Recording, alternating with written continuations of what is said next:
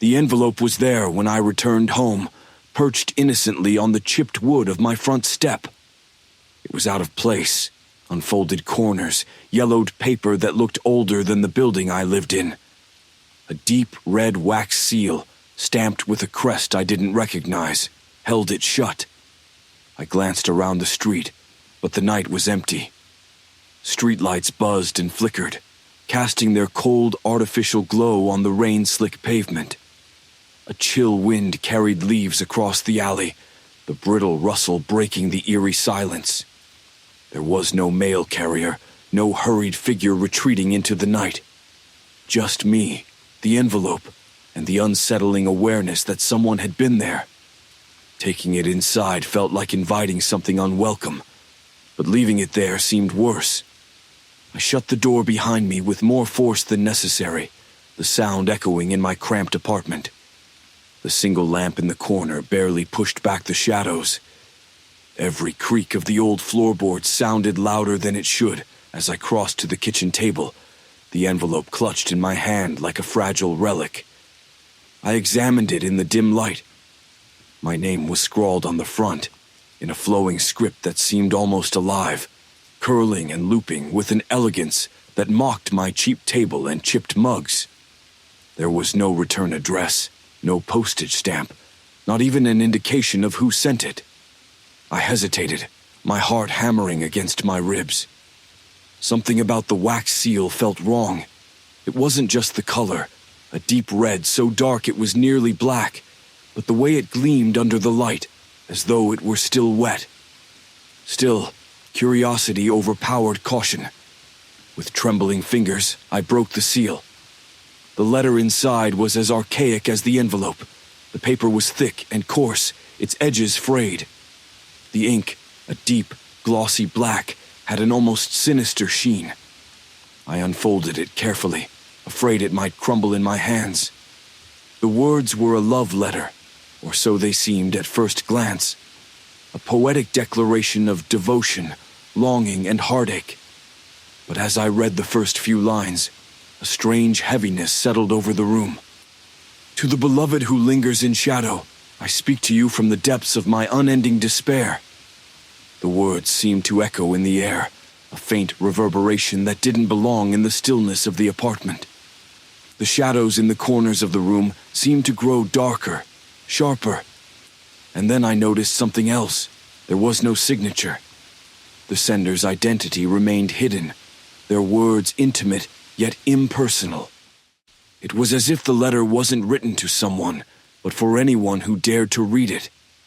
I placed it back on the table, pushing it away as though it might lunge at me. But even as I turned off the light and settled into bed, the words lingered in my mind, their rhythm like a faint drumbeat in the distance. The next night I couldn't help myself. The letter sat where I'd left it, an intruder in my home that demanded attention. The shadows seemed drawn to it, the corners of the room darker than usual, like the apartment was shrinking around the table. I told myself it was just paper, just ink, nothing more. Before I knew it, I was seated at the table again, the letter unfolded before me. This time I didn't just read silently. The words begged to be spoken aloud, their cadence almost musical. To the beloved who lingers in shadow, I speak to you from the depths of my unending despair. The moment the words passed my lips, a strange vibration coursed through the air, like the strings of a piano trembling in discord. I stopped, my breath catching. But then the vibrations grew louder, a low hum that wasn't just in the air, it was in my head. I pressed my palms against my temples, willing it to stop, but it only intensified. It wasn't just a sound, it was a sensation, a screaming presence clawing at the edges of my consciousness. The letter trembled on the table, the ink bleeding and twisting like it was alive. My vision blurred, the room warping around me as the hum grew into a piercing scream. It wasn't a human scream. It was something deeper, guttural and raw, layered with anguish and rage. The letter writhed, folding and unfolding on its own, the words rearranging themselves into shapes I couldn't understand. I pushed back from the table, my chair scraping against the floor. The scream wasn't just in my ears anymore. It was in my bones, vibrating through every cell in my body. I stumbled back, knocking into the counter. Then, just as suddenly as it started, it stopped. The apartment fell silent, an oppressive, suffocating silence that felt worse than the noise. I stared at the letter. It lay still now, the ink smeared and chaotic. But at the bottom of the page, a single name had appeared, written in a trembling hand. Amara. The name pulsed in my mind, like a drumbeat too faint to hear, but too strong to ignore. My knees buckled, and I sat on the floor, gasping for air.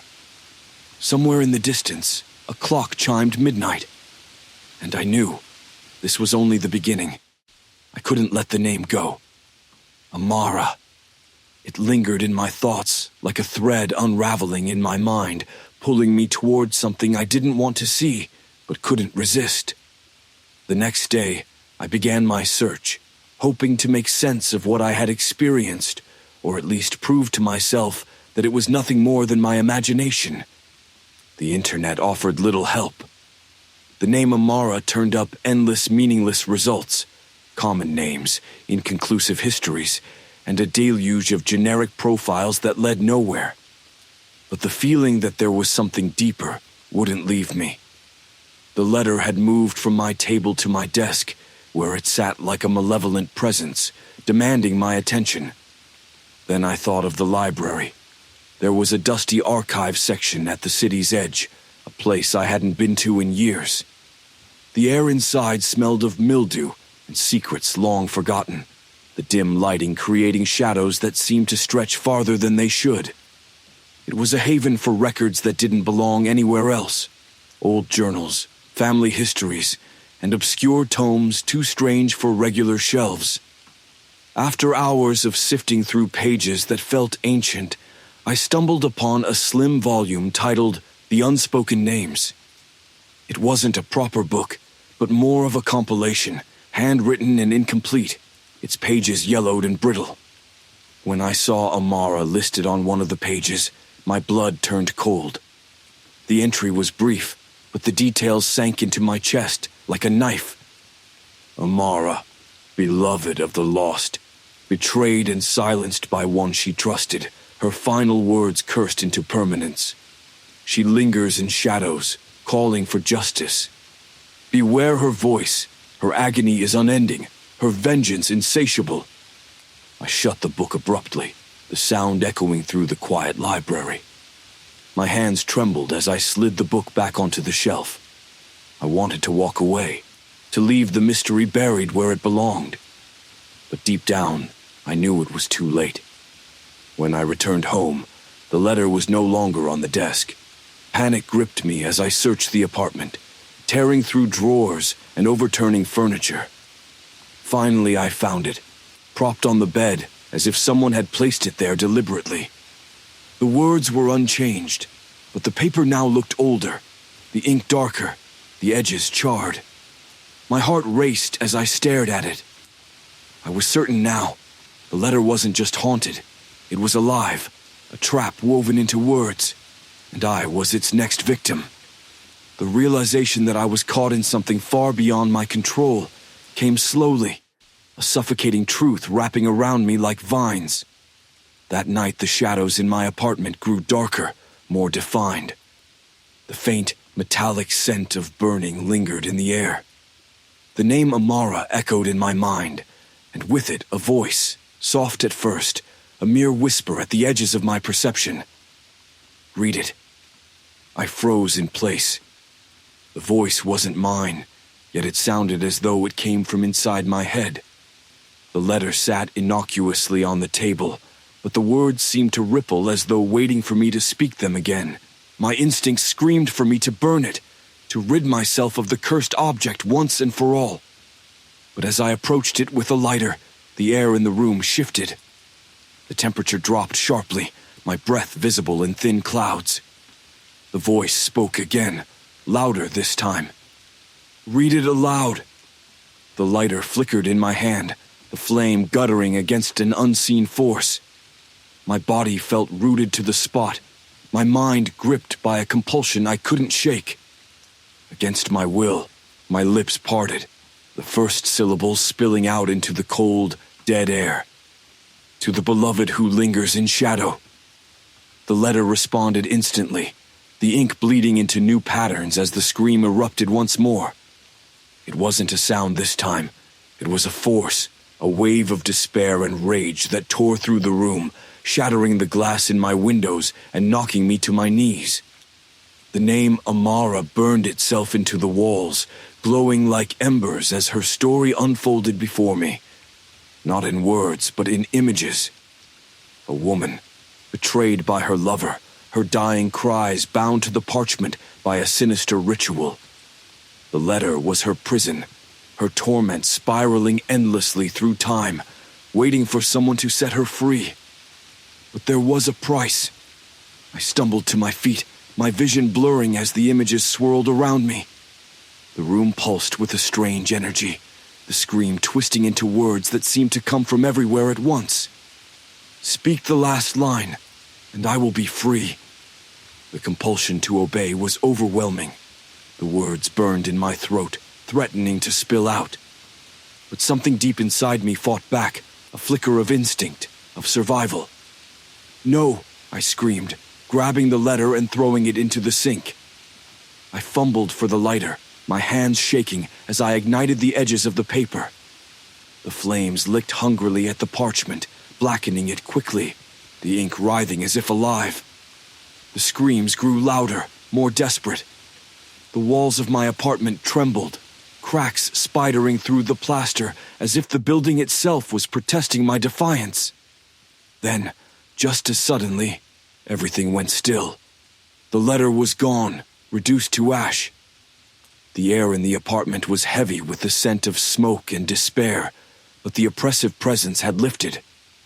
I sank to the floor, trembling and gasping for air. For the first time in what felt like days, silence filled the room. But it wasn't comforting.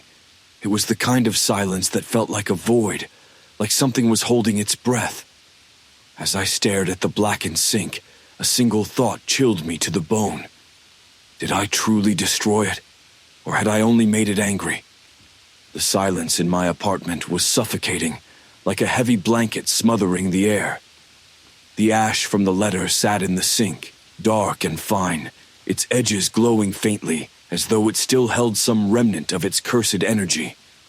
I wanted to believe it was over, that whatever dark force I had disturbed was gone. But the quiet felt unnatural, too absolute, as though the apartment itself was holding its breath. I left the sink untouched, retreating to the living room where the shattered windows let in the chill of the night. The cold bit at my skin, yet I felt clammy, drenched in sweat. My heartbeat was loud in my ears, each thud echoing in the stillness like a death knell. Then I heard it, a faint rustling, almost imperceptible. My eyes darted to the corner of the room where shadows pooled unnaturally.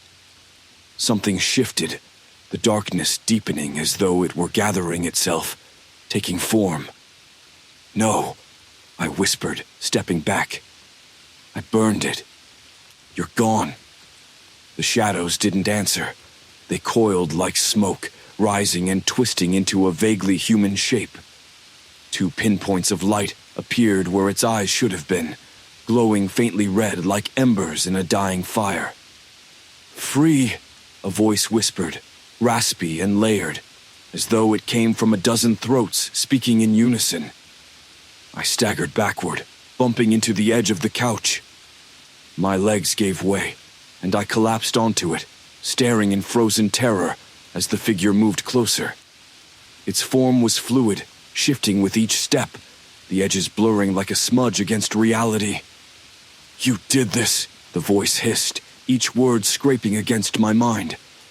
I didn't mean to, I stammered. My voice felt small, swallowed by the oppressive presence filling the room. I didn't know. You spoke the words, it interrupted, its voice rising into a low growl. You let me taste freedom, and now you must pay the price." The figure reached out, its hand, or what resembled a hand, stretching toward me. It was black and translucent, its fingers too long, tipped with jagged edges that glinted like broken glass. The air around it grew colder, sharper, as if the very molecules were rebelling against its presence. "No," I screamed, scrambling off the couch. I grabbed the nearest thing I could find, a broken piece of the shattered window frame, and swung it wildly. It passed through the figure harmlessly, the force sending me stumbling to the floor. The figure loomed over me, its eyes burning brighter. "You cannot fight me," it said, its tone calm now, almost amused. "You are bound to me as I was to the letter. You carry my torment. You are my torment." The words sank into my chest like claws. I gasped for air, my vision tunneling as the figure grew larger, its presence overwhelming. I felt it pressing down on me, not physically, but in my mind, my soul. My thoughts fractured, memories flickering like dying light bulbs. And then, just as I thought I would slip into oblivion, the pressure stopped. The figure recoiled, its form writhing as though it had been struck. For a moment the air cleared, and I felt an opening, a chance to fight back. My mind raced, recalling the snippets of lore I'd uncovered in the library. "You're bound to the words," I said, my voice trembling but stronger than before. "You can't exist without them." The figure froze, its glowing eyes narrowing. "What do you think you know, mortal?" I forced myself to stand, gripping the window frame for support. "You may have escaped the letter, but you're still tethered to its rules. Without it, you're nothing." It screamed then, a sound that tore through the room, rattling the walls and sending shards of glass skittering across the floor. The shadows lashed out, striking at the walls, the ceiling, the floor. But they avoided me, as though my words had created some barrier.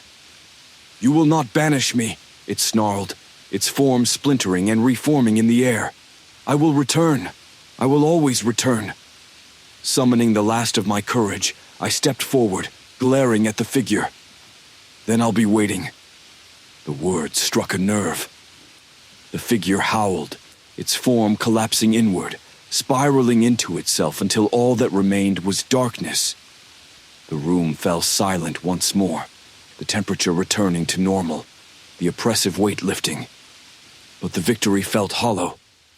I stared at the empty space where the figure had been, my breath uneven, my hands trembling. The ash in the sink was gone, and the walls were unmarred. Yet something remained, a faint mark on the back of my hand, like the outline of the red wax seal. I touched it gingerly, and a chill ran through me. The curse wasn't gone. It had simply changed its form. And somewhere in the distance, I swore I heard the faintest echo of a scream.